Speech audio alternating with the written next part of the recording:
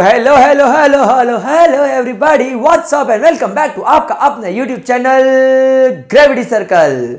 तो आज हम लोगों ने शाम को केमिकल काइनेटिक्स वन शॉट डाल दिया है और कल शाम को इलेक्ट्रोकेमिस्ट्री हमने पढ़ा था। आज हम लोग इलेक्ट्रोकेमिस्ट्री के मस्ट डू पीवाईक्यूज करने वाले हैं। ये वो प्रीवियस ईयर क्वेश्चन है जो पिछले कुछ सालों में आए हैं और हम इन प्रीवियस ईयर क्वेश्चन को केवल सॉल्व नहीं करेंगे बल्कि एनालाइज करेंगे। हम समझेंगे कि बोर्ड एग्जामिनर एक्चुअली हमसे किस तरीके के सवाल पूछ सकता है। तो मैं आपको पहले ही बता दूं कि जो बोर्ड एग्जामिनर है वो आप लोगों से इलेक्ट्रोकेमिस्ट्री में कहां कहां से सवाल पूछेगा। अगर वो हमसे इलेक्ट्रोकेमिस्ट्री में सवाल पूछ रहा है तो वो हमसे इलेक्ट्रोकेमिस्ट्री में कहां कहां से सवाल पूछेगा। देखिए, सबसे पहले इलेक्ट्रोकेमिस्ट्री में जो क्वेश्चंस आते हैं वो मोस्ट इंपॉर्टेंटली सबसे ज्यादा आते हैं नर्न्स्ट इक्वेशन से। अब अगर आपको नर्न्स्ट इक्वेशन लगानी है तो आपको नर्न्स्ट इक्वेशन के साथ साथ ये वाला फॉर्मूला भी आना चाहिए, E naught of the cell is equal to E naught of cathode minus E naught of anode. और आपको यह भी बेसिक पता होना चाहिए कि स्टैंडर्ड रिडक्शन पोटेंशियल कैसे पता करते हैं और यहां पर कौन कैथोड पर लगेगा कौन एनोड पर लगेगा। कल वन शॉट डाला है, पूरा देखना। नर्न्स्ट इक्वेशन के साथ आप लोगों को सवाल आएगा डेल्टा जी नॉट फाइंड करने पर, जिसका formula minus N F E naught of the cell होता है। तो as you can see E naught of the cell का कॉन्सेप्ट यहां पर भी लग रहा है। देन आप लोगों को यहां पर लॉग केसी निकालने के लिए बोला जाएगा, तो उसका फॉर्मूला होगा N multiply by E naught divided by 0.0591। तो ये तीन फॉर्मूले पर आपको बैक टू बैक सवाल देखने मिलेंगे। देन उसके बाद आपको क्वेश्चन देखने मिलेगा मोलर कंडक्टिविटी निकालने पर, that is kappa into 1000 upon molarity. एक सवाल इस पर पक्का बनेगा और जब आपको यह निकालना आ जाएगा तो फिर इसी की मदद से आप लोगों को कोलरॉश लॉ पर सवाल आएगा। और आप सभी लोग जानते हैं कि जो कोलरॉश लॉ होता है वो लैम्डा एम नॉट निकालने में मदद करता है। तो आपने molar conductivity eight infinite dilution निकाल ली, आपने molar conductivity at a given concentration निकाल ली। सो देयरफॉर इन दोनों लॉ का इस्तेमाल करके अब आप लोग निकाल सकते हैं डिग्री ऑफ डिसोसिएशन यानी alpha, that is called as degree of dissociation. और डिग्री ऑफ डिसोसिएशन का फॉर्मूला होगा लिमिटिंग मोलर कंडक्टिविटी अपॉन में आ जाएगा और ऊपर molar conductivity at a given concentration आ जाएगा। ठीक है, क्या यहां तक बात समझ में आई? अच्छा, ये निकालने के बाद आप लोग चाहें तो आप लोग यहां पर और क्या निकालोगे यार, इक्विलिब्रियम कांस्टेंट निकाल सकते हो आप लोग, के ई क्यू। इस पर भी कभी कभी सवाल आ जाता है, that is C alpha square divided by 1 minus alpha.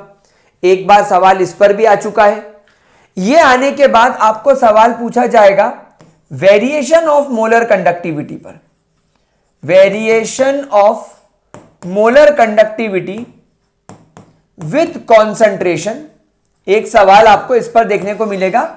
इसमें वही आपको स्ट्रॉन्ग इलेक्ट्रोलाइट वाला कर्व और वीक इलेक्ट्रोलाइट वाला कर्व, ये दोनों चीजें आपको यहां पर स्टडी करनी है। तो ये अगर आपने टॉपिक्स निकाल कर ठीक से पढ़ लिए तो यार गाइज इट्स माय गारंटी कि आपको इसमें से 100% मार्क्स आएंगे। वेल देखो, अब मैं आपको एक एक करके जब इनके क्वेश्चंस कराना शुरू कर रहा हूं अभी, तो आप लोग खुद ही समझ जाएंगे कि वाह यार सर, बस इस टॉपिक के बाहर कुछ नहीं आ रहा है। तो चलो पहला क्वेश्चन देखते हैं। पहला क्वेश्चन आया गाइज आप लोगों के सामने, देखो द कंडक्टिविटी ऑफ इतना मोलर, यानी आपके पास में मोलैरिटी आ गई 0.00241 ऑफ एसिटिक एसिड इज इतना। और हम सब लोग जानते हैं conductivity is denoted by kappa, that is 7.896 into 10 to the power -5 siemens पर सेंटीमीटर। अभी बोल रहा है कैलकुलेट इट्स मोलर कंडक्टिविटी, यानी लैम्डा एम निकालो। तो लैम्डा एम निकालने का फॉर्मूला हो जाएगा kappa into 1000 upon molarity. So kappa is 7.896 into 10 to the power -5। बेटा मैं 1000 को 10 टू द पावर +3 से लिखना पसंद करूंगा, डिवाइडेड बाय मोलैरिटी को मैं 1 2 3 डेसिमल को 3 डिजिट्स राइट में ले जाकर मैं 10 टू द पावर -3 लिखना पसंद करूंगा। So 2.41 into 10 to the power -3 and इसकी यूनिट हो जाएगी साइमन सेंटीमीटर स्क्वायर पर मोल। ठीक है बच्चा, पार्टी। ठीक है बच्चा, पार्टी। अब ये -3 ऊपर जाकर आप +3 कर देना, तो +3 +3 6 में से 5 गया, केवल बचा 10 to the power 1। 10 to the power 1 जब इस तरह हो जाएगा तो 78.96 डिवाइडेड बाय 2.41 से अब आप इसको निकाल सकते हो।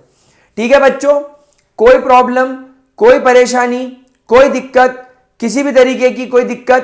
पक्का? तो आपने लैम्डा एम निकाल लिया।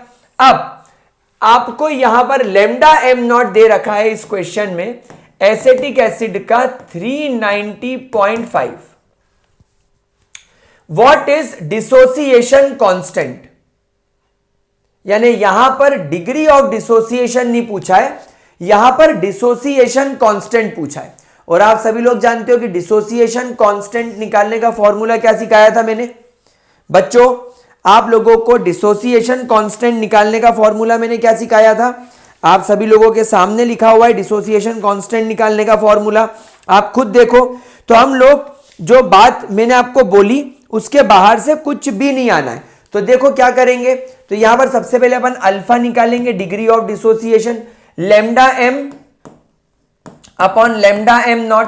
तो लैम्डा एम की वैल्यू चलो कर लेते हैं, इसको सॉल्व हो जाएगा 10 टू द पावर 6 हो जाएगा 10 to the power 1 multiply by 7.896 upon 2.41। तो ये हो जाएगा 78.96 डिवाइडेड बाय अप्रोक्सीमेटली 2.41 ले लो। तो कितने टाइम चला जाएगा ये?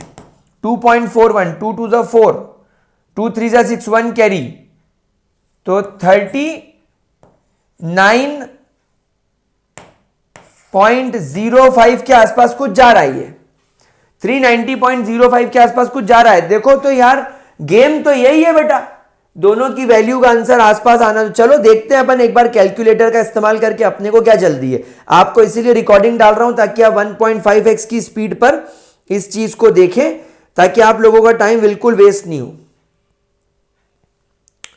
तो इसको एक काम करते हैं, ऐसा करते हैं 7.896 डिवाइडेड बाय 2.41 32, तो 32.76 के आसपास कुछ आंसर आ रहा है। 32.76 के आसपास कुछ आंसर आ रहा है। ठीक है, 32.76। तो अब आप इसको सॉल्व कर लेना, कुछ 32.76 के आसपास आ रहा है। तो 32.76 डिवाइडेड बाय 390.5, इससे आपको अल्फा की वैल्यू मिल जाएगी। ठीक है बच्चों, अब जब अल्फा की वैल्यू मिल गई तो आपको डिसोसिएशन कांस्टेंट यानी के अल्फा या मैं कहूं के ई क्यू निकालना है। तो इसका फॉर्मूला क्या है? C into alpha square divided by 1 minus alpha. तो यहां से जो आपकी वैल्यू मिलेगी वो आप यहां रख देंगे, और कॉन्सेंट्रेशन आपको क्वेश्चन में ऑलरेडी दे रखा है 2.41। तो 2.41 into 10 to the power -3 multiply by जो भी अल्फा की वैल्यू आए वो यहां से आप निकाल कर लिखेंगे। और अगर ये वैल्यू बहुत छोटी हो तो यहां से इसको आप चाहो तो नेग्लेक्ट भी मार सकते हो। बस हो गया आपका आंसर सॉल्व। आपका आंसर सॉल्व हो गया बच्चों, आपको कोई प्रॉब्लम ही नहीं आ रही है, आपको कोई दिक्कत ही नहीं आ रही है। अगले क्वेश्चन की तरफ बढ़ चलते हैं। 2020 में आया था how much charge is required for the reduction. अब ये आया फराडे लॉ से। यहां पर आपको कोई फराडे लॉ नहीं लग रहा है, आपको यह बात मालूम है कि 1 फराडे मतलब कि 96500 कूलम। अब आप बोलोगे सर ये आया कैसे? तो actually 1 Faraday is nothing but the charge present on, it is nothing but the charge present on 1 mole of electron. So बेटा 1 mole of electron is 6.022 into 10 to the power 23, और एक इलेक्ट्रॉन पर charge होता है 1.6 into 10 to the power -19 coulombs. So overall ही हो जाएगा 96500 coulomb. तो 1 फराडे मतलब 96500 कूलम एंड 96500 कूलम चार्ज ये किसके लिए है? ये एक्चुअली 1 मोल इलेक्ट्रॉन का चार्ज है।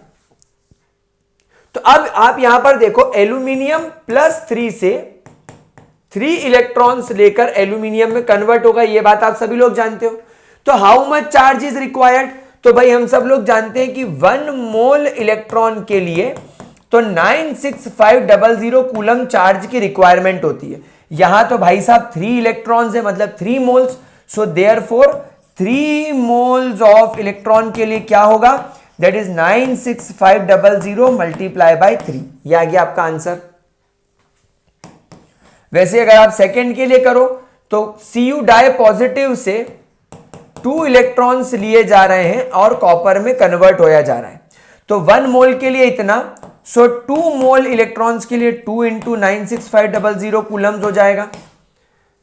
और तीसरे वाले में आप देखो MnO4 नेगेटिव से Mn डाई पॉजिटिव बना जा रहा है। इस केस में मैग्नीज पर +7 चार्ज होता है, तो +7 से +2 यानी there is an involvement of 5 electrons. So therefore 5 electrons यानी 5 मोल्स इलेक्ट्रॉन इज 5 इंटू 96500। बस इनके आंसर लिख देना, you will get your correct answer. अगला क्वेश्चन देखते हैं। एक सोल्यूशन है NiNO3 whole twice is electrolyzed between platinum electrode using a current of 5 ampere for 20 minutes. What mass of nickel is deposited at cathode? ये Faraday law से आया है। Faraday law कहता है W is equal to Z into I into T, where W is equal to Z is nothing but equivalent weight of the metal divided by 96500 coulombs into I. I क्या है बेटा? 5 ampere current और time क्या है? 20 minutes. लेकिन मुझे इसको seconds में कन्वर्ट करना पड़ेगा।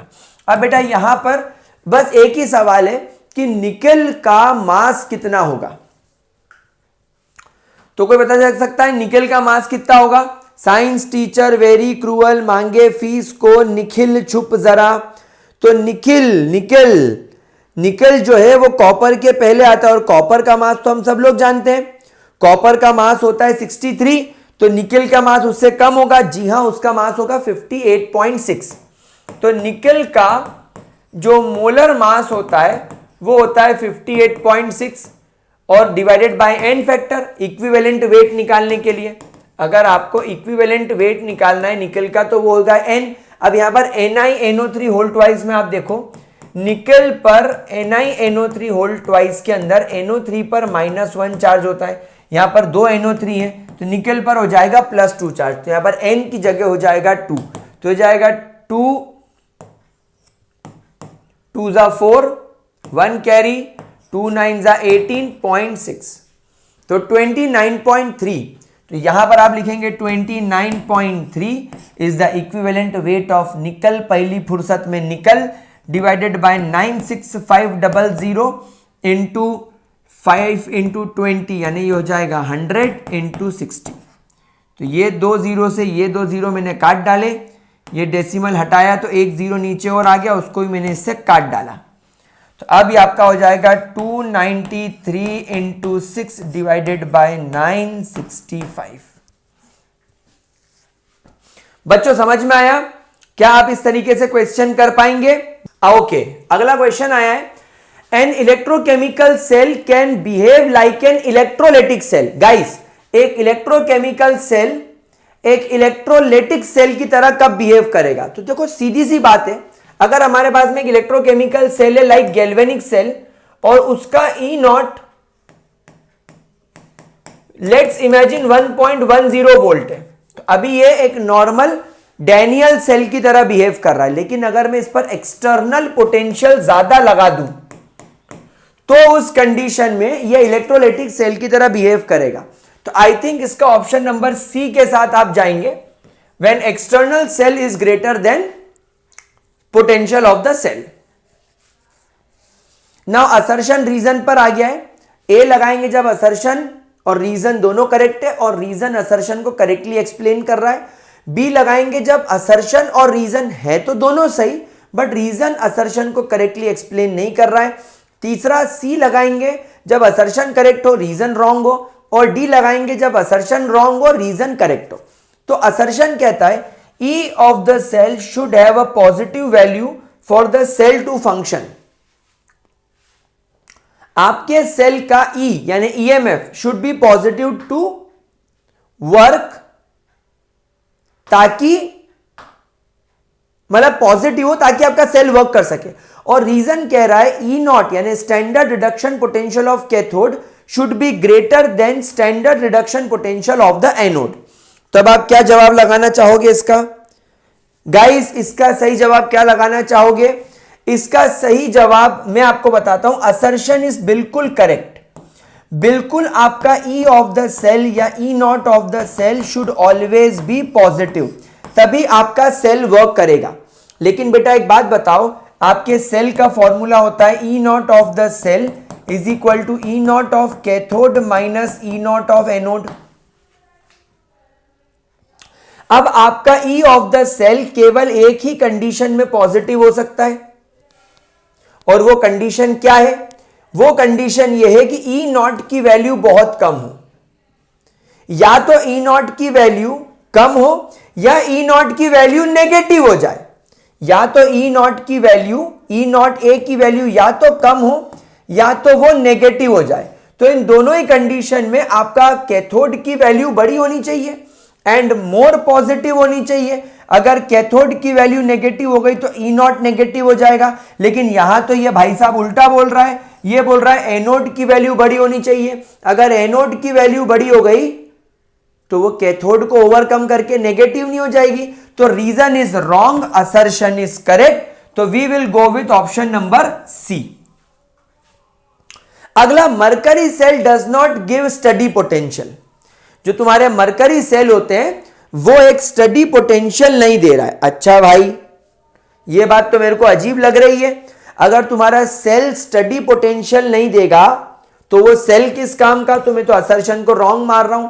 और बेटा आप जानते हो कि केवल एक ही केस है जिसमें असर्शन रॉन्ग है, तो मतलब डी लगाना है। वैसे तो इसमें ये बात तो कंफर्म हो गई, पर फिर भी मन समझाने के लिए रीजन पढ़ लो। In the cell reaction ion are not involve in the solution. Yes, तो reason is correct, statement assertion is wrong. आगे, Cu di positive is less reactive than hydrogen. Cu di positive slash Cu is negative. देखो बेटा, हम सब लोग जानते हैं E naught of copper di positive slash copper is positive 0.34। ये तो अपने को रटा गया है। तो भाई ये तो पॉजिटिव वैल्यू, तो E नॉट तो गलत हो गया।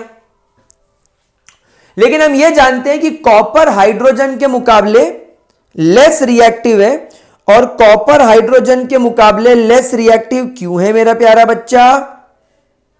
क्यों है मेरा प्यारा बच्चा? क्योंकि उसका E नॉट पॉजिटिव है और हाइड्रोजन का E नॉट तो 0 होता है। तो जिसका E नॉट का वैल्यू नेगेटिव होगा या लेस पॉजिटिव होगा वो ज्यादा रिएक्टिव होगा। मतलब हाइड्रोजन कॉपर से ज्यादा रिएक्टिव है, ये बात बिल्कुल सही है। तो इसका आंसर लगाएंगे हम लोग सी। गाइस हमेशा ध्यान रखना, कॉपर को अगर आप H2SO4 के साथ रिएक्ट करोगे तो CuSO4 कभी नहीं बनेगा। कॉपर हाइड्रोजन को एसिड में से कभी डिस्प्लेस नहीं कर सकता। इलेक्ट्रोकेमिकल सीरीज याद रखना। अगला क्वेश्चन देखते हैं। Copper can not be stored in zinc vessel. बिल्कुल सही बात है, क्योंकि जो जिंक होता है, जिंक का E naught Zn di positive slash Zn minus 0.76 volt होता है। तो zinc being more reactive than copper, zinc copper को उसी के सॉल्यूशन में से डिस्प्लेस करके ZnSO4 बनाने लगेगा। तो कॉपर सल्फेट को जिंक वेसल में डाल दोगे तो उनकी रिएक्शन हो जाएगी। लेकिन यहां ये क्या बोल रहा है? Zinc is less reactive than copper. गलत। तो असर्शन गलत, reason wrong, sorry assertion correct, reason wrong. इसलिए हम इसके साथ आगे जाएंगे। क्या मेरे करण अर्जुन आएंगे? बहुत बढ़िया।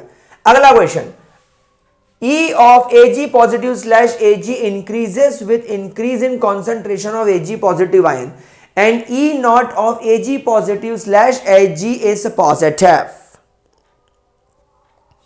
क्या लगाओगे भाई? क्या लगाओगे भाई? इसका जवाब लगाएंगे हम लोग बी। सर बी क्यों लगाएंगे? ये तो बिल्कुल करेक्ट है रीजन। और E नॉट की वैल्यू बढ़ेगी कंसंट्रेशन के साथ बढ़ाने से, उसका इससे कोई लेना देना नहीं है। इलेक्ट्रोकेमिकल सीरीज का कंसंट्रेशन के साथ कोई लेना देना नहीं है, वो लेना देना केमिकल काइनेटिक्स में चला गया, तो इसका कोई लेना देना नहीं है। Current stop flowing when E naught of the cell is equal to 0, ठीक है। और E naught of the cell 0 होगा कब? जब इक्विलिब्रियम अटेन हो जाएगा। तो इसका तो ए लगाने में कोई हर्ज नहीं है बेटा, इसका तो ए लगाने में कोई हर्ज नहीं है छठे का, बिल्कुल सही बात है, ठीक है। चलिए अब सातवां देखते हैं, for measuring resistance of ionic solution and AC source is use, बिल्कुल सही बात है। डायरेक्ट करंट से आयोनिक कॉन्सेंट्रेशन चेंज हो जाता है। Concentration of ionic solution will change if DC is used. Guys ये तो मेरे को बिल्कुल सही लग रहा है। तो यार 7 का भी ए लगाना मेरे को तो पुरता है, बिल्कुल सही बात है। चलो 8 पर चलते, conductivity of all electrolyte decreases on dilution, बिल्कुल सही बात है। डाइल्यूशन करने पर इलेक्ट्रोलाइटिक कंडक्टिविटी डिक्रीज हो जाती है। On dilution number of ion per unit volume decreases, बिल्कुल सही बात है, दोनों बात सही है और ये इसका करेक्ट एक्सप्लेनेशन भी है। ये मैं ऑलरेडी वन शॉट में प्रॉपर तरीके से एक्सप्लेन कर चुका हूं, इसलिए यहां नहीं बता रहा हूं। अगर आपको इलेक्ट्रोकेमिस्ट्री में कोई भी प्रॉब्लम है तो बेटा कल ही इलेक्ट्रोकेमिस्ट्री वन शॉट डाला, एक बार जरूर पढ़ना और प्रॉपर नोट्स डाउनलोड कर देना। नोट्स डाल देता हूं डिस्क्रिप्शन बॉक्स में, अभी ये पीवाईक्यूज भी डिस्क्रिप्शन बॉक्स में डालूंगा, ठीक है।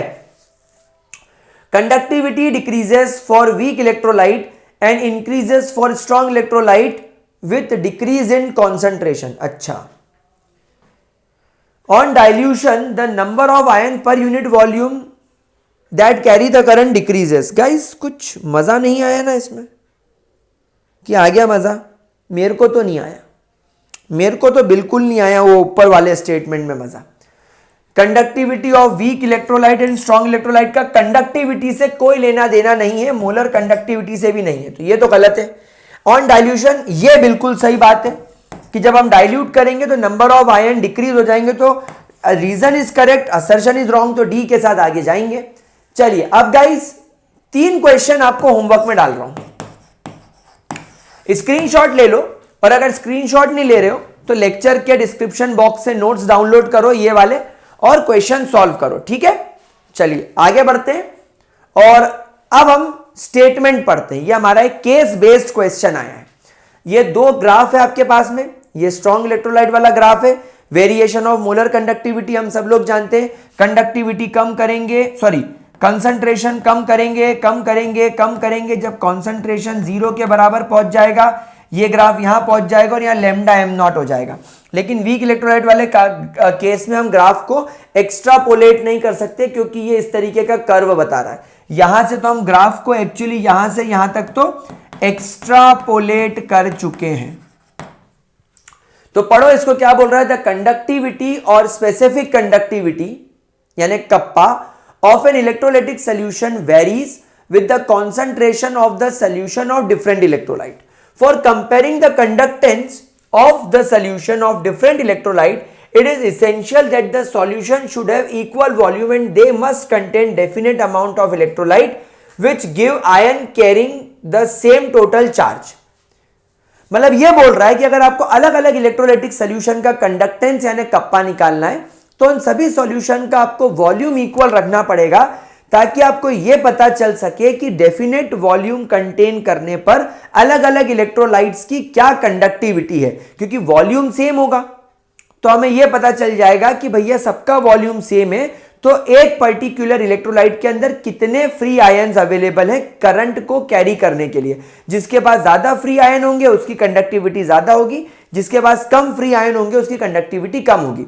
The conducting power of an electrolytic solution can be expressed in terms of equivalent conductivity and molar conductivity. ये 1 मोल के लिए हो जाएगा lambda m naught, lambda m.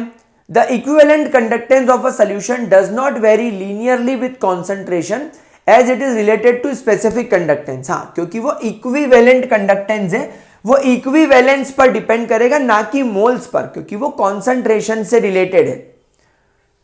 The effect of equivalent conductance can be studied by plotting values against the square root of the concentration. जो हम लोगों ने यहां पर किया है इससे हम अब equivalent conductivity भी निकाल पा रहे हैं।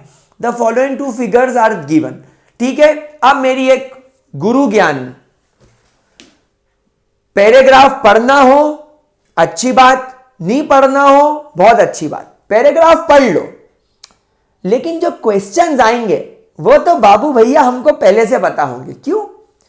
अरे भाई पीवाईक्यू सॉल्व करे ना, इस ग्राफ के या इस पैराग्राफ के अंदर से कुछ नहीं आ रहा, ये केवल हमको बेवकूफ बनाने की निंजा टेक्निक है। सवाल तो वो वही पूछेगा जो एनसीईआरटी में गिवन है। नहीं भरोसा होता, आओ देखो इसका सवाल। पहला, what is the relationship between conductivity, what is the relationship between specific conductivity and equivalent conductivity. बताओ बताओ, क्या ये सवाल कुछ अलग से आया है?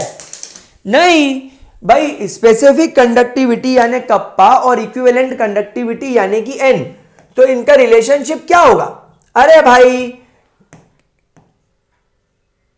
Kappa into 1000 upon normality is equal to equivalent conductivity.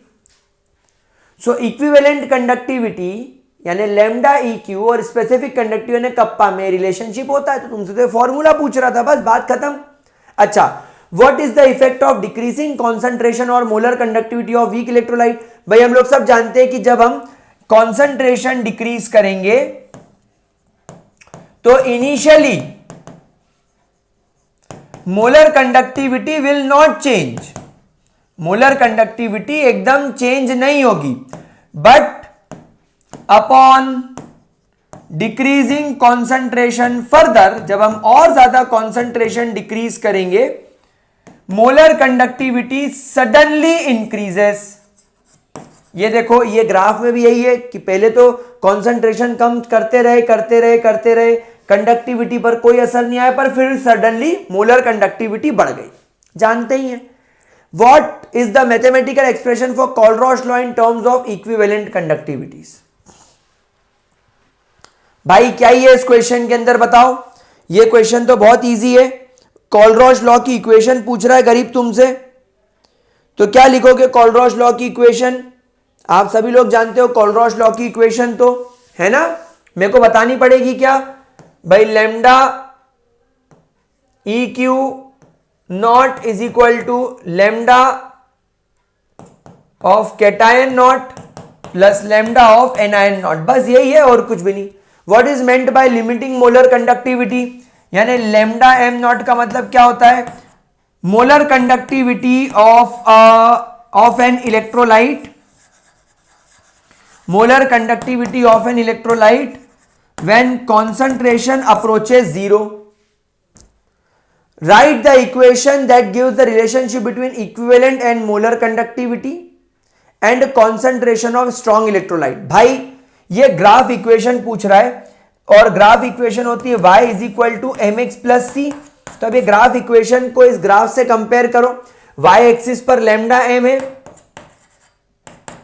फिर तुम्हारा ये लैम्डा एम नॉट है, ये इंटरसेप्ट पर है, तो ये मैंने लैम्डा एम नॉट इंटरसेप्ट पर लगा दिया। तुम्हारे एक्स एक्सिस पर कॉन्सेंट्रेशन है, तो एम एक्स के एक्स में कॉन्सेंट्रेशन लगा दिया, और तुम्हारा ग्राफ जो है वो नीचे की ओर आ रहा है, ये नेगेटिव स्लोप, ऊपर से नीचे की ओर आ रहा है, तो स्लोप नेगेटिव होगा, तो मैं इसको ले लूंगा माइनस ए। तो ये तुम्हारी इक्वेशन बन गई जो कि मोलर कंडक्टिविटी, कॉन्सेंट्रेशन वगैरह का रिलेशनशिप देती है।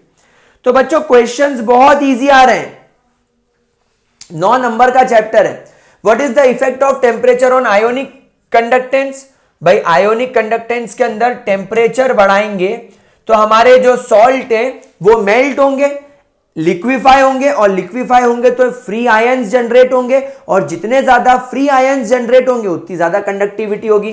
तो conductivity of ionic substances increases with increase in temperature, है ना।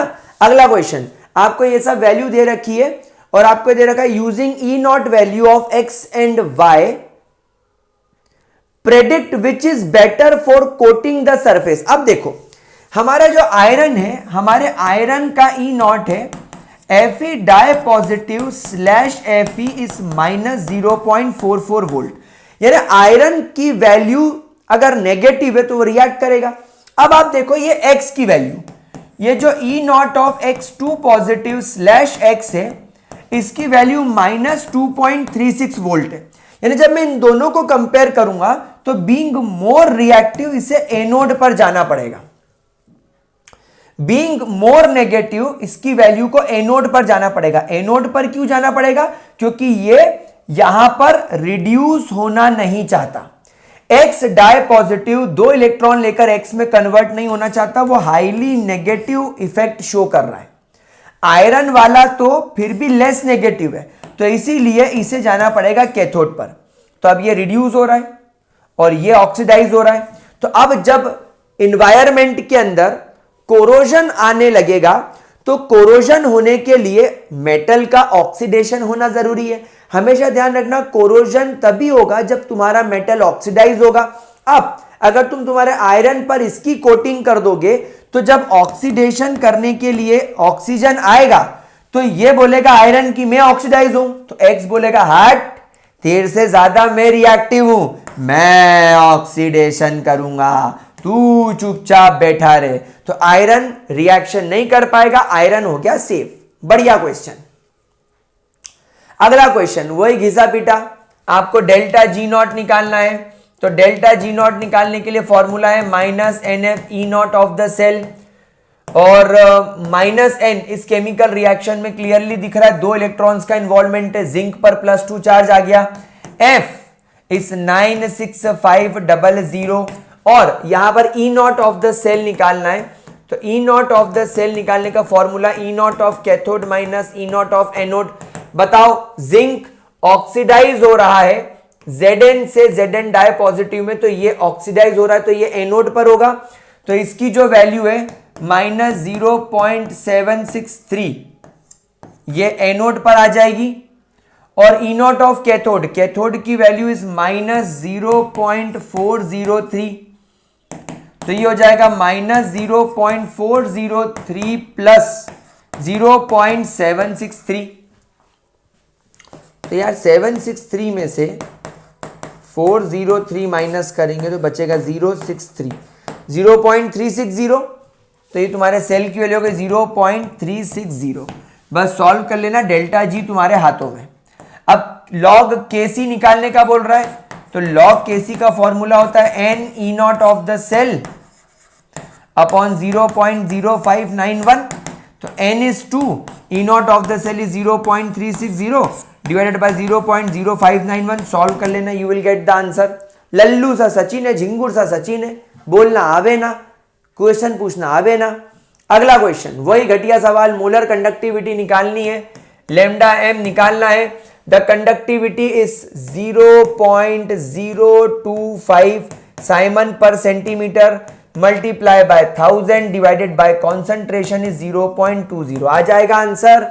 बच्चों मेरे को माफ कर दो, मेरे को इसके अलावा कोई सवाल ही नहीं मिले टफ वाले। तुम लोग भी बोल रहे हो कि सर क्यों टाइम वेस्ट कर रहे हो, पर बच्चों मेरे को माफ कर दो, मैं क्या करूं।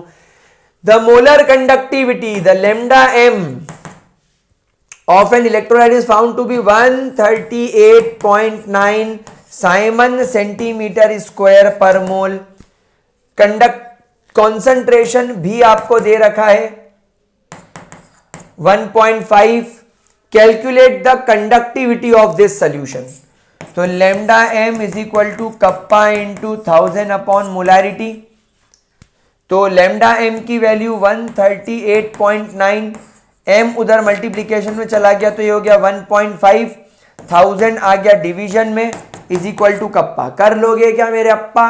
बहुत बढ़िया, अप्पा चप्पा डब्बा। अगला question, state the Kohlrausch law. Guys Kohlrausch law क्या होता है हम सभी लोग जानते हैं, थ्योरेटिकल क्वेश्चन हम सभी लिख सकते हैं। कॉलरॉश लॉ होता है क्या? It states that the molar conductivity of either strong or weak electrolyte is equal to the sum of contribution of the individual ions, है ना? Why does the conductivity of a solution decreases with dilution? Again question same है, conductivity यानी kappa decrease क्यों होता है? Concentration के decrease करने पे, या मैं कहूं डाइल्यूशन को इंक्रीज करने पे। तो उसके पीछे रीजन ये होता है कि जब आप कॉन्सेंट्रेशन डिक्रीज करोगे तो नंबर ऑफ आयन जो कि चार्ज कैरी करते हैं पर यूनिट वॉल्यूम वो डिक्रीज हो जाता है, इससे कि कंडक्टिविटी डिक्रीज हो जाती है। अगला question, calculate alpha degree of dissociation अगर उसकी molar conductivity is 39.05 and lambda naught, तो लेमडा एम नॉट निकालने के लिए 349.6 प्लस 40.9 तो ये हो जाएगा 390.5। तो लेमडा नॉट की वैल्यू ये है, लेमडा एम आपको दे रखा है, अल्फा का फॉर्मूला हम जानते ही हैं, lambda M upon lambda M naught, तो 390.5 डिवीजन में आ जाएगा। निकाल लोगे आंसर मेरे बच्चों? चलो अगला क्वेश्चन, फॉर द रिएक्शन में occur at cathode and anode of the electrolysis. तो यहां पर देखो, अब यहां पर आपको यह बोला है कि यहां पर कैथोड पर दो लोग हैं, सोडियम और हाइड्रोजन, इनमें से कौन डिस्चार्ज होगा और कौन रिएक्शन में रुकेगा। सो डेफिनेटली आप देखो, सोडियम को यहां पर इलेक्ट्रॉन देना और sodium metal banana is very difficult, क्योंकि इसके ई नॉट की वैल्यू बहुत ज्यादा नेगेटिव है। मतलब कि सोडियम किसी भी कीमत पर कैथोड पर इलेक्ट्रॉन लेना नहीं चाहता। अब आ गया हाइड्रोजन, हाइड्रोजन को अगर इलेक्ट्रॉन दिया जाए तो उसके ई नॉट का वैल्यू नेगेटिव है, तो इसलिए it is comparatively more easy to accept the electron, right. तो इसीलिए यह बात तो फिक्स हो गई, कि हमारे कैथोड पर हाइड्रोजन के दो आयंस, दो इलेक्ट्रॉन्स लेकर हाइड्रोजन गैस बन के इवॉल्व हो जाएंगे एंड सोडियम पॉजिटिव जो है it will remain in the reaction, ये रिएक्शन के अंदर रह जाएगा। अब एनोड की बात करते हैं। देखो बेटा, एनोड के अंदर क्या होता है, एनोड में होता है ऑक्सीडेशन। ऑक्सीडेशन मतलब इलेक्ट्रॉन छोड़ना। अब देखो यहां पर क्लोरीन से बोला गया कि क्लोरीन क्या तू इलेक्ट्रॉन छोड़ना चाहता है? क्या तू इलेक्ट्रॉन छोड़ना चाहता है? उसका आया वैल्यू 1.36 और जब वाटर से पूछा गया तो वाटर का वैल्यू आया 1.23। इसका मतलब यह है कि यहां पर जो क्लोरीन है वो ज्यादा एक्साइटेड है इलेक्ट्रॉन छोड़ने के लिए। आप देखो क्लोरीन की ई नॉट की वैल्यू ज्यादा पॉजिटिव आने का मतलब है, मोर पॉजिटिव का मतलब है कि ये इजीली इलेक्ट्रॉन लूज करना चाहता है एज कंपेयर टू वाटर। इसीलिए आप यहां पर देखोगे कि एनोड पर आपका जो क्लोरीन है वो 2Cl negative ion chlorine gas बनाकर निकल जाएंगे दो इलेक्ट्रॉन्स छोड़कर, और आपका ये जो वाटर है, ये जो आपका वाटर है, इन शॉर्ट आपका यहां पर जो OH नेगेटिव है it will remain in the reaction. क्या ये बात समझ में आई? क्या ये बात समझ में आई? तो यहां पर आपको मेरा आंसर समझ में आया। आपने ई नॉट की वैल्यू चेक करके पता लगाना है। एनोड पर जो ज्यादा पॉजिटिव होगा, इसकी ट्रिक क्या है, इसकी ट्रिक ध्यान रखना, एनोड पर जो ज्यादा पॉजिटिव होगा वो रिएक्शन से डिस्चार्ज हो जाएगा इजीली, वो इजीली भाग जाएगा। और आपके कैथोड पर जो लेस नेगेटिव होगा, जो लेस नेगेटिव होगा या जो मोर पॉजिटिव होगा, वो क्या होगा, वो इजीली डिस्चार्ज हो जाएगा। आई बात समझ में? तो यहां पर अब आप समझ गए कि रिएक्शन में Na पॉजिटिव रह गया और यहां पर OH नेगेटिव रह गया, तो 2NaOH रिएक्शन के अंदर रह जाएगा।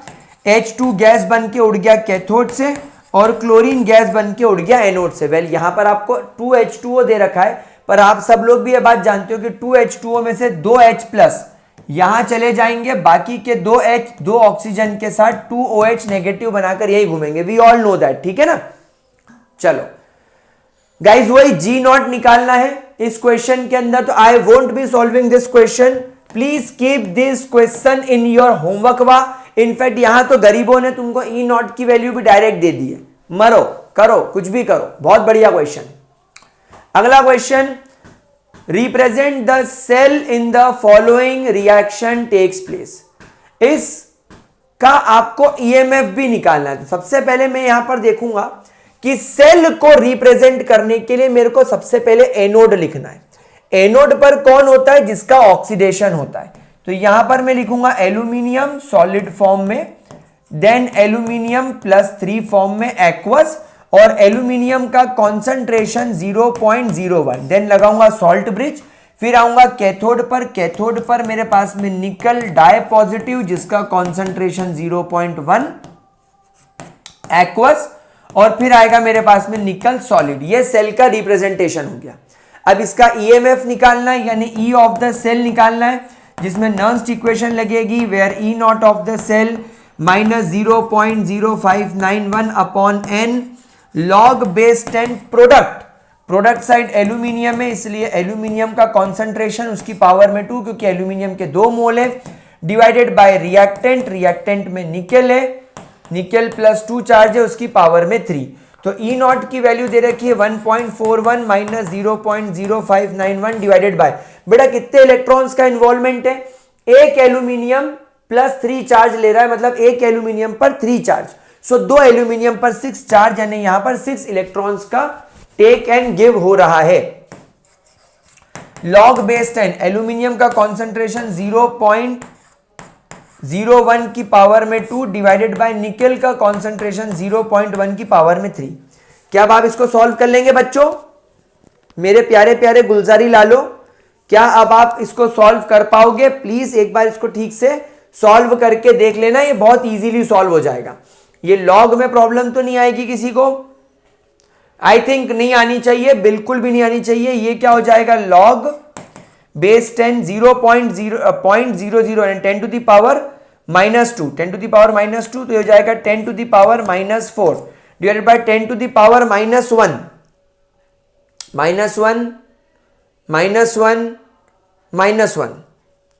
यानी 10 टू द पावर -3, ये ऊपर जाकर +3,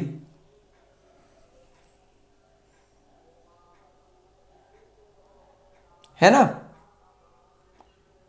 तो ओवरऑल ये बचेगा लॉग बेस 10 की पावर -1 उतर के आगे आ जाएगा, तो -1 मल्टीप्लाई बाय लॉग बेस 10 की वैल्यू होती है 1 मल्टीप्लाई बाय -1, तो -1 आपका फाइनल आंसर आएगा। -1 मल्टीप्लाई बाय इसका डिवीजन, जो भी आपकी वैल्यू आएगी वो प्लस में हो जाएगी ना, आपका आंसर आ जाएगा। ठीक है, अच्छा अगला क्वेश्चन पढ़ो, ये वही रिपीटेड हो गया। How does molar conductivity varies with increase in concentration of strong electrolyte and weak electrolyte. वो दोनों ग्राफ जो अभी आपको मैंने पढ़ाए, स्ट्रॉन्ग इलेक्ट्रोलाइट का ग्राफ लीनियरली बढ़ता है, वीक इलेक्ट्रोलाइट का ग्राफ स्टीपली बढ़ता है। How can you obtain limiting molar conductivity of weak electrolyte by Kohlrausch law. तो यहां पर कोलरॉश लॉ वाला कॉन्सेप्ट लगाएंगे, है ना? तो ये आंसर आप लोग खुद एक बार होमवर्क में इससे हसल मारो, एक बार इसको ट्राई करो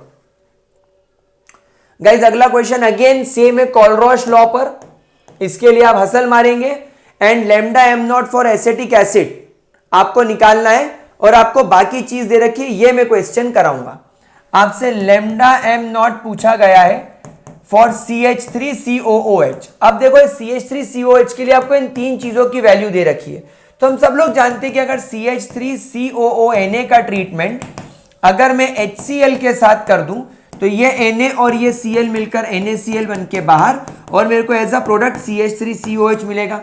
अब CH3CONA की वैल्यू 91, HCl की वैल्यू 426, इसको मैं इधर ले आऊंगा तो -126, तो ये हो जाएगा आपका lambda M not of CH3COOH। बस अब आप इसको सॉल्व कर लीजिएगा, you will get the answer. बच्चों हलवा है। एंड विद दिस हमारे सारे PYQs खत्म होते हैं। Thank you so much for joining. 1.5x की स्पीड पर ये सारे PYQs सॉल्व करो। PYQs के क्वेश्चन का लिंक डिस्क्रिप्शन बॉक्स में दे दिया है। केवल इतने टाइप के क्वेश्चन बोर्ड एग्जाम्स में आते हैं, थोड़ी बहुत वैल्यू में चेंज होगा, थोड़े बहुत पूछने के तरीके में चेंज होगा, बट सवाल आएगा ऐसा ही। Faraday law, Kohlrausch law, variation of molar conductivity, strong electrolyte, weak electrolyte, degree of dissociation, dissociation constant, E naught of the cell, electrochemical series के बेसिस पर कौन ज्यादा नेगेटिव कौन कम नेगेटिव, और Nernst equation, delta G naught and log K C. ये सवाल आएंगे, इनको आराम से सॉल्व करना एंड मुझे बताना कमेंट सेक्शन में वीडियो कैसा लगा। Keep studying, bye bye.